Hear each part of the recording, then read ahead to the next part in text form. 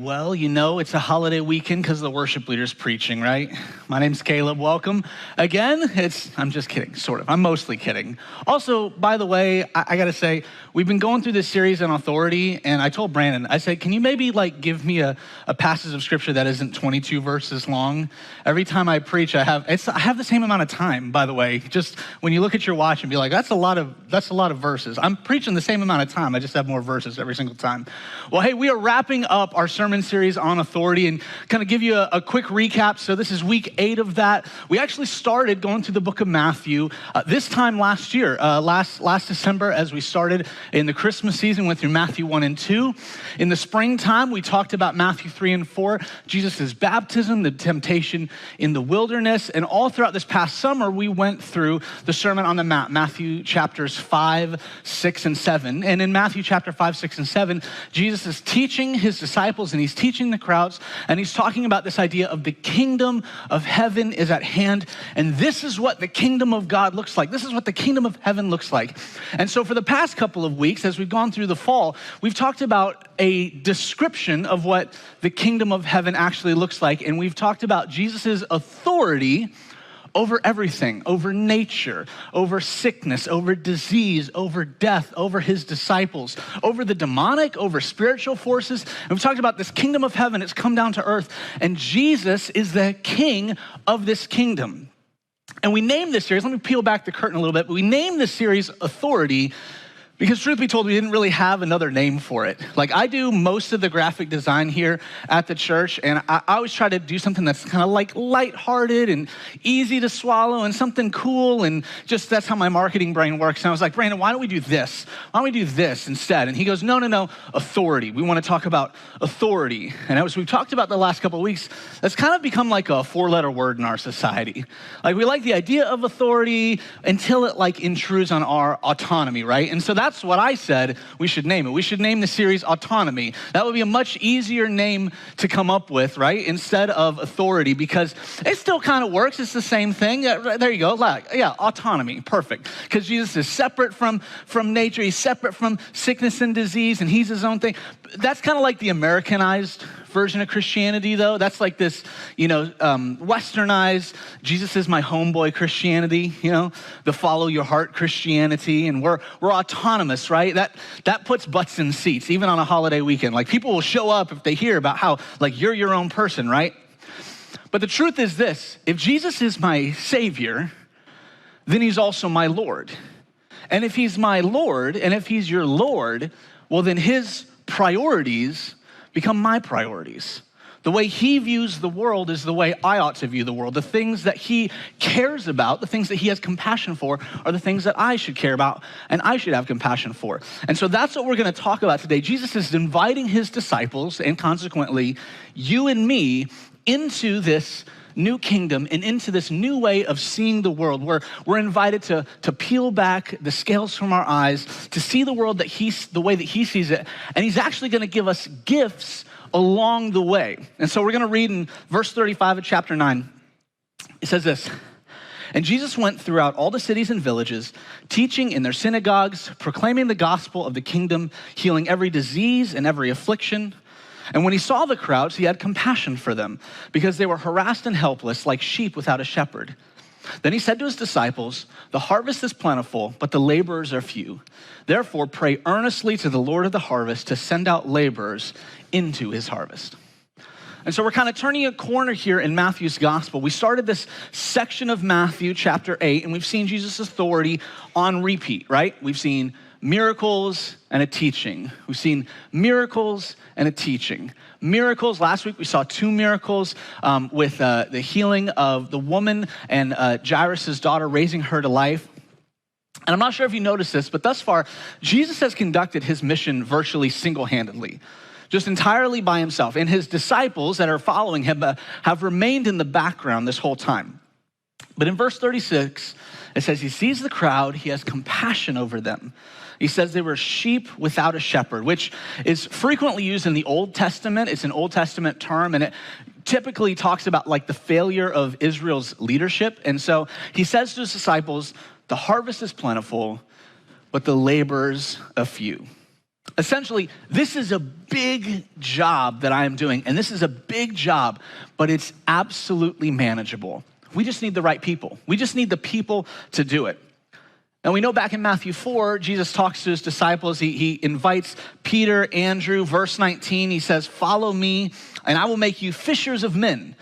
And so Jesus' promises to his disciples is that he would involve them and he would show them the way. He would show them how to do this thing. But up until this point, they've been on the sidelines watching. And that's going to change.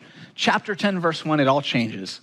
It says he called to him his 12 disciples and gave them authority over unclean spirits to cast them out and to heal every disease and every affliction. Jesus had just told his disciples, right? Pray that the Lord would send more workers for the harvest.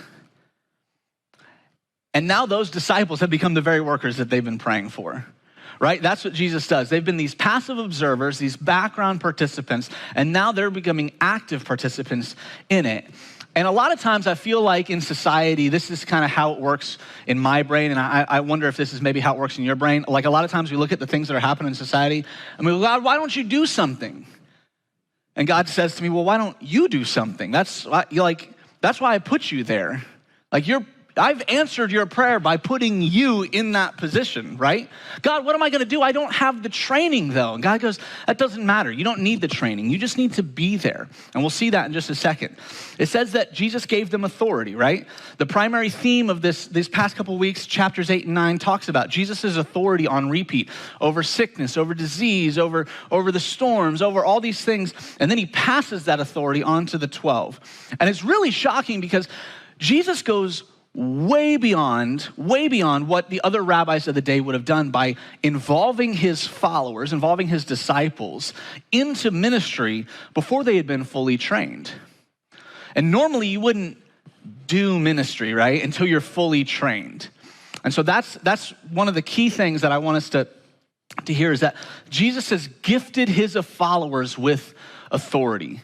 He's gifted you and me with authority. If you are a follower of Jesus Christ, if you call yourself a Christian, you have been given authority by Jesus. And the reason for that is because God has a mission for you, and God has a mission for me. We have a race to run. We have people to reach. We have people all around us, and he's given us this authority to reach those people. And I love that he gives us this authority before we really know how to use it. He doesn't call the equipped, he equips the called. You ever heard that phrase before? Let me give you an example. So in the summer of 2019, I was putting a little three-way text with Pastor Brandon and a gentleman by the name of Trent. And Brandon goes, "Hey, Trent, this is Caleb. Caleb's a part of our staff here, and Trent is interested in a men's small group and was wondering if Caleb, maybe you wanted to meet with him and we can talk about this idea of a men's small group together." I said, "Sure, yeah. He's been coming to our church for a couple months, wants to get involved. That's great." So I go and have coffee with him at Hillcrest. And he says, "Well, it's not exactly like a men's ministry, like we're going to gather. I actually have a group of men that I want to minister to, and I want to know if this is something that you'd like to partner with me in." I said, "What is it?" He says, "I am like the team manager of the Lakeland Magic, which is the G League affiliate of the NBA team, the Orlando Magic." And he says, "I would love to have some sort of like weekly discipleship group with the guys if possible."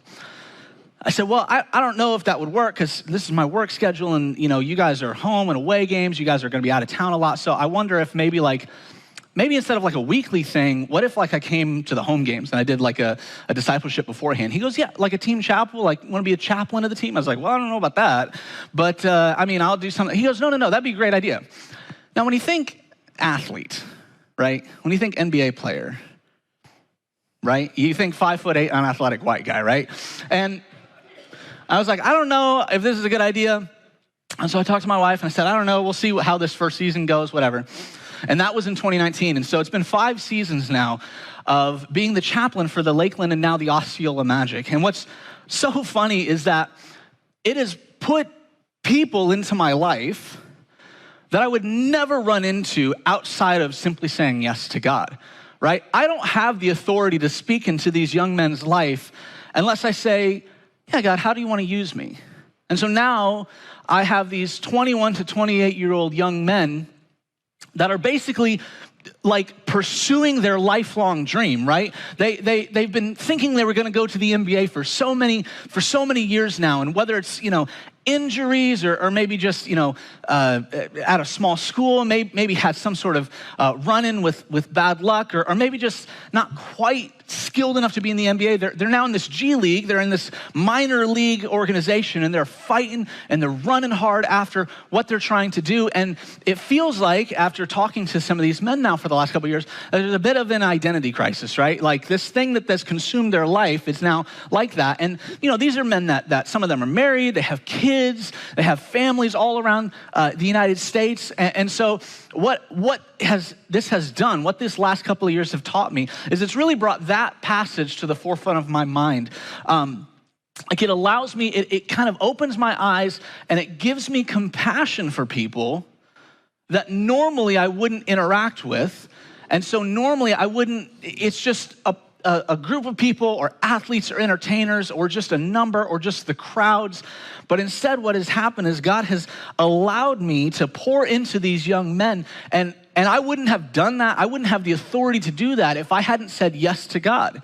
And about 2 weeks ago, Trent, who's now, by the way, the assistant general manager of the team, the kind of the leadership structure, the general manager at the time is now the general manager for the Orlando Magic. I've kind of remained friends with him, and kind of that's all led up to kind of this growth within the organization. A couple weeks ago, I got connected with a gentleman by the name of Bill. He lives in Grand Rapids, Michigan. I said, my name's Caleb. I'm one of the I'm chaplain for the team. And he said, great. I am the national chaplain organization, kind of national director for the NBA. And so I'd like to put you in this organization. And so monthly now I do Zoom calls with about 40 or 50 different pastors all around the United States that are chaplain for all of the NBA and for much of the G League and everything like that. And again, it's like this new connection, this new compassion for people that grows simply because I said yes before I really was trained or had the authority to speak into people's lives. And that's I think the point of this passage is that if you don't know what you're doing, you're going to make a great disciple, right? If you're like, I don't know how to do, say yes to God, you're going to make a great disciple, right? But there's more. Verse 2, this is what it says. The names of the 12 apostles are these. First, Simon, who is called Peter, Andrew, his brother, James, the son of Zebedee, John, his brother, Philip and Bartholomew, Thomas, Matthew, the tax collector, James, the son of Alphaeus, and Thaddeus, Simon, the zealot, Judas Iscariot, who betrayed him. And so Matthew says that Jesus calls these 12 people apostles now. So they've been disciples this whole time, which means a student, a learner. But it says that in this passage, Jesus calls them apostles. And an apostle means a sent one. And that's this new term for these 12 men that have been with Jesus now for the last couple of months, is that they're now being sent out. And so why all these details? Why would God, why would there be all these details about who these men are and their names and everything like that? Well, I think that kind of gives us to the next gift that Jesus gives us. Jesus' followers have been gifted with a crew, right? We've been gifted with a group of people. And these 12 apostles, they're listed in Matthew, Mark, Luke, and then in Acts 1. And the names vary slightly, and I'll address that in a second, but the order as well. But I just want to kind of run through this list one more time, just kind of give it a little bit of context and some commentary along the way. So you have Simon, who is called Peter, Andrew, James, and John. They're the first 4 people called in Matthew chapter 4. They're all fishermen. That's their job, right? And Simon Peter here is labeled first, and he's labeled first in every single time that the 12 are mentioned. And kind of scholars and commentators believe that he's like the de facto leader of the group. He's considered the first among equals. And then you have Philip, Bartholomew, Thomas, doubting Thomas, right? He always sounds like Eeyore in the Bible whenever you read that portion. Not Thomas who evangelized India and China. No. Doubting Thomas, if I don't see the Lord. Like how crazy is that? We think about Thomas, that's what we think about. And then you have Matthew, who identifies himself as a tax collector. And we learned about that back in chapter 9. And I love that there's only 2 occupations listed in this list, and we'll see the second one in a second. But I love that Matthew's not shying away from who he used to be. He says, yeah, I was a tax collector. I was considered a traitor to my people. That's not who I am anymore. I'm not the same man anymore. And we learned earlier that Jesus calls him, and immediately he steps out of that life, and Jesus gives him a brand new life. But what I love is that he doesn't shy away from, this is what I used to be. Before Jesus, this is who I was. And he's not basking in it. He's not reveling in his previous life, but he's just recognizing, hey, without Jesus, that's who I am, right? And he's one of the only two apostles identified by their occupations. We have another James listed, and we have Thaddeus. And in Luke's gospel, Thaddeus isn't mentioned. Instead, it's Judas, the son of James. It's probably the same person listed, but if you were like me, I'm like, no, I'm not that Judas. No, just call me Thaddeus, right? No. What a bummer to be the other Judas, right? You have Simon the Zealot, which is the other occupation listed. And so zealots, they're like nationalists, insurrectionists. They're very violent people. They were actually paid assassins to assassinate the Roman leaders, the legion, the different people that were in charge of Rome. And they're trying to overthrow Rome and give Rome back to the people of to the people of Israel, to the Israelites. And I think Matthew points out his former occupation to kind of draw the comparison that Simon, who's a zealot, who's like a nationalist for his people, and Matthew, who's considered a traitor to his people.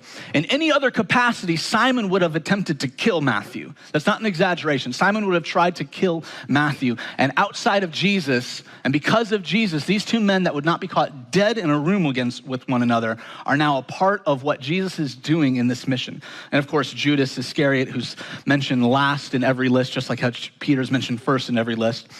And people don't really know exactly what Iscariot means. Like, it probably comes from the Greek word Sicarios, which means assassin. He was another person who was probably affiliated with Simon the Zealot.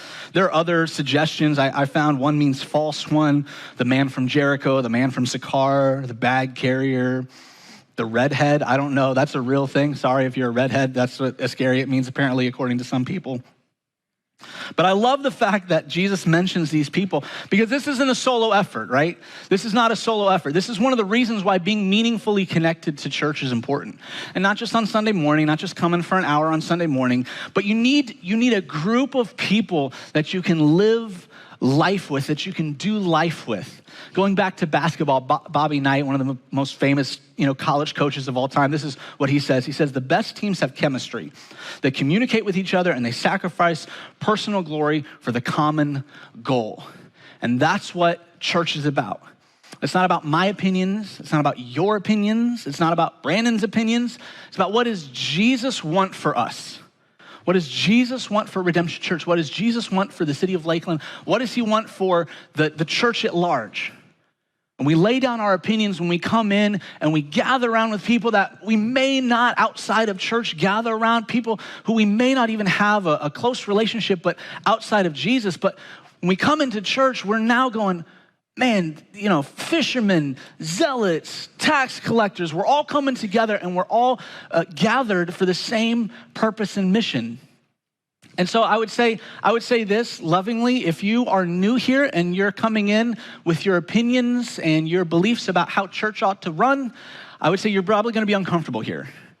All right, because we follow what Jesus wants for Redemption Church. We have a group of men who are elders who give oversight to our church, our pastors, our staff.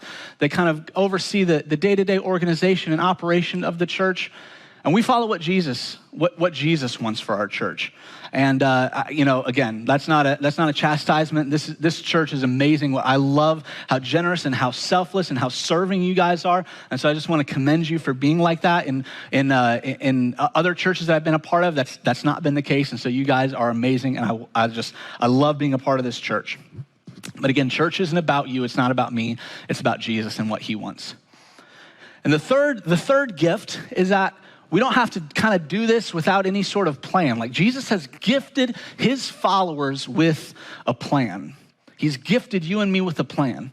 And that plan, let's read what Jesus' plan is for his 12. Verse 5, these 12, Jesus sent out instructing them, go nowhere among the Gentiles, enter no town of the Samaritans, but go rather to the lost sheep of the house of Israel. So did Jesus really say, hey, don't preach to the Gentiles? That's not very Jesus-y of him, is it? Right? I think he's saying that, but it's a little bit more than that, because on the surface, it seems like a contradiction to the Great Commission. But I think the reason why Jesus is asking his apostles to preach to the lost sheep of Israel is back when we look at 9:36, it says that the lost sheep, again, were the Jewish people. Jesus sees them as sheep without a shepherd. And the reason why Jesus says that, I think, is because, as we read in Romans chapter 1 from Paul, the gospel is the power of God for salvation to everyone who believes, to the Jew first and also to the Greek. And so this is a deliberate charge for the 12 apostles to minister to the Jewish people first so that it will prepare them for the greater universal mission. Jesus is an anti-Gentile, right? We already seen him minister to Gentiles. He goes to Gentile regions. He goes to Samaritan regions. We read in other Gospels way before any of this actually occurs in Scripture. And so Jesus isn't anti this, but what he's doing is he's giving his followers a plan and a way to move about. And I think that's the fourth thing, is that Jesus gives his followers a starting point. He gives us a starting place. That's what he's gifted you and me with. How many of you are not native to Florida? How many of you, raise your hands, not native to Florida? Most of us aren't, if we're being honest. Most of us moved here. How many of you have moved to Lakeland or this area in the last 3 years? Last 3 years. Okay, you're part of the traffic problem. Just kidding, just kidding. No, I'll tell you, here's why you probably think that you moved here, right? For work, for school, to go to the beach, to go to Disney, right? You moved here for these reasons, but the fact is that if you're a Christian, you didn't move here, you were sent here by God. You were sent to the greater Lakeland area to be on mission with God. And you may say, well, I came here for work. You came here to be a missionary. I came here for school. You came here to be a missionary. I came here because there's no state income tax. I get that. But you also came here to be a missionary, right? You're here because God has a plan for you. You've been sent here and called here to be a part of this amazing city, and God has put you right here with friends and neighbors and jobs, and you have them for a reason. He's put you and me here so that the whole of our lives will point to Jesus. There are people in this city that God wants to reach, and he's put you and me here to reach them. The greater Lakeland area has 364,000 people in it. If you took a pin and you drop it right here on 145 East Edgewood Drive, you have a 15-mile radius and do a circle, there are over 685,000 people in this area. That's a lot of people. The harvest is plentiful, right? And it's not just Lakeland. Listen, Winter Haven is a great city, right? Bartow, it's a great city. That's where I live. Auburndale is a great city. Polk City is a city, right? It's great. It's great. I promise. It's great. It's a great place. Thank you for those of you that are watching from Polk City. I appreciate you. Don't turn us off. But there's many people in the city who need to hear about Jesus. And the rest of the text, it's contextual to like their first missionary kind of trip for the apostles. But here's kind of where I want us to land today. Is like, so as a pastor, I want to see Redemption Church grow. But not in this like, mega church, delusional, like we're going to have multiple campuses and multiple service times. I mean, 2 is enough, all right? 2 is plenty of service times. I can't imagine doing this 3 or 4 or 5 times. But like in this kind of this post-COVID season of the way the world is right now, I want our church to grow. But here's how I want it to grow. I want it to grow with new people moving into the area, into your neighborhood, into your sphere of influence. And I want it to grow with people who don't have church homes, who have never fully given themselves to this kind of gospel mission. And I want it to grow with people who have never heard the gospel before. And for you, if you're in here today, I want it to grow deeper. I want you to grow deeper with Jesus. I want you to have a greater depth of knowledge of who Jesus is. Husbands and fathers, I want you to grow deep so that you can lead your family well. Moms, I want you to grow deep so that you can lead your children well. Bosses, employers, I want you to grow deep so you can lead your employees well. Teachers, I want you to grow deep so you can lead your students well. God has put you in a place on purpose to be on mission for him. And it starts here. It starts with me. It starts with me growing down deep and understanding who Jesus is and what he's given me and where he's placed me. And I do the mission that he's called me to do. And I do it well because I want people to know about him. And here's the truth. Better sermons, better music, better programs, better kids things. That's not the plan for that to happen. You're the plan. You're the plan for this to happen.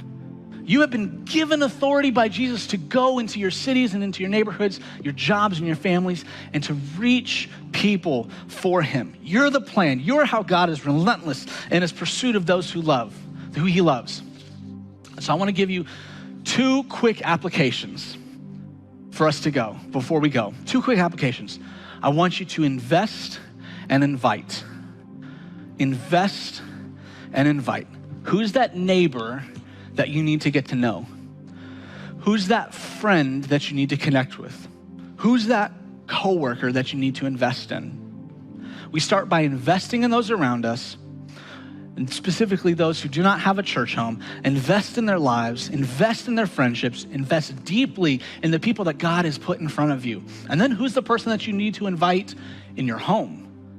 Who's the person you need to start praying for? Who's the person you need to invite to church with you next week? Who do you need to invest and invite? And this Christmas season is the easiest time to do that, right? The holidays are coming up and we all have all the things that we have to do and the presents and the parties and the family and stuff. But we all know why we celebrate Christmas. It's because Jesus came down from heaven to earth, and we celebrate that at this Christmas season. And even those who do not have a church home, we all instinctively know that's why we're celebrating, right? And so this is the best time of year to do that. I want to talk to you about investing. When you came in, you sat down probably on a serve card, unless you were paying attention. This is a Christmas serve card. We have 3 Christmas Eve services. Christmas Eve is on a Sunday this year. December 24th is on a Sunday this year. And so we have 3 Christmas Eve services, 9, 10:30, and 12. And there's no better time to start serving than right now. This time last year, we have 12% growth in our church. And so we need to make room for people who are coming in for the first time to hear about Jesus. And so I would encourage you, grab this Christmas serve card. There's just a little bit of contact information, your team choice, and you can also pick a service time if you want to serve. We have 9, 10:30, and 12. Those are the 3 service times. And so I would encourage you, this is the best time to get started. This is the best time to serve. It's a great time. And then secondly, when you came in, you received an invite card. Who are you going to invite to Christmas Eve this year? Again, it's a Sunday morning. It's a Sunday, so like you don't have to worry about. And this is kind of funny. This is one of the funny things about Florida that like I've never understood is, growing up in the Midwest, Christmas Eve service times were like at 10 p.m., 11 p.m. They were like midnight service times. And in Florida, it's like they're like at 11 a.m. and 2 p.m. and 4 p.m. so that we have time to travel with our families or whatever. But hey, we have Christmas Eve at 9 a.m., 10:30 a.m., and 12 p.m. in the morning time. It's perfect. It's a perfect time to invite people. Sunday morning for church, and then afterwards, you go do whatever you want to do with your family. But this is the opportunity to do that. And then finally, which is out in the lobby, we're doing something new this year. We have yard signs. Please, if you're going to take one, put it in your yard. Don't leave it in the trunk of your car for 3 weeks. But if you own a business and you have a place where you can put it in front of your business as a way to invite people. If you have a yard where your HOA allows you to do that, put it on the inside of your, on the inside of your sidewalk so it doesn't get taken by the city, because that happens way too often. But hey, we have Christmas yard signs in the lobby as you exit. It'll be on the right, just kind of where our old coffee area was. But yeah, invest and invite. This is the best time of year to do that, when people's hearts and their minds are already focused on the things of Christmas. If you came in here today, and you're like, I don't know about this authority thing. I don't know about who Jesus is. Well, let me tell you who Jesus is. So God creates heaven and earth. It says in Genesis 1, it says through his breath, he speaks creation into existence. And then he takes time and he forms with his hands man and woman. He forms with creation. He forms humanity in his image. And he calls creation good, and he calls humanity very, very good. And then just like that, he gives us a command, don't eat of the fruit.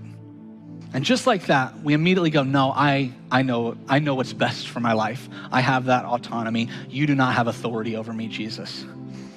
You do not have authority over me. I'm my own man. I'm my own woman. And rather than killing humanity right then and there and starting over, he says, no, I'm going to send someone to rescue you. And any other time in history, you would think that it would make sense for, if there's a God who created everything, he has authority over everything, he would just start over. But that's not what he does. He says, I'm going to send a rescuer to come, and he's going to live the perfect life that you were supposed to live. He's going to do that in your place, and he's going to die the death that you deserved. He's going to do that in your place. And that's this Jesus that we preach about and we talk about every single Sunday. The same Jesus who has authority over sickness and death. The same Jesus who stands up and he speaks to the ocean and it stops moving and there's calm. He says, I'm going to die in your place. But of course he doesn't stay dead. He comes back to life. 3 days later, he comes back to life. He conquers sin, Satan, death, and hell. And he invites you and me into the story. And yes, he gives you authority, but beyond that, he gives you a new life and a new identity and a new purpose. And so if you're in here today and you've never accepted that, you've never recognized that need, I would encourage you. If we can go to the next slide, you can text Jesus to the same phone number that we've talked about earlier, 863-777-4726. If you have questions about what it means to be a follower of Jesus, if you want to make that decision today, you can do that. We'd love to know that you made that decision. If you want to get baptized, we are doing baptism services on December 17th. And if you want to get baptized, if you've never been baptized, you never publicly proclaimed your new life in Christ, you can do that by texting baptism to that same phone number. And then today, like we do every single Sunday, we're going to remember and we're going to recognize Jesus' sacrifice for us by taking communion.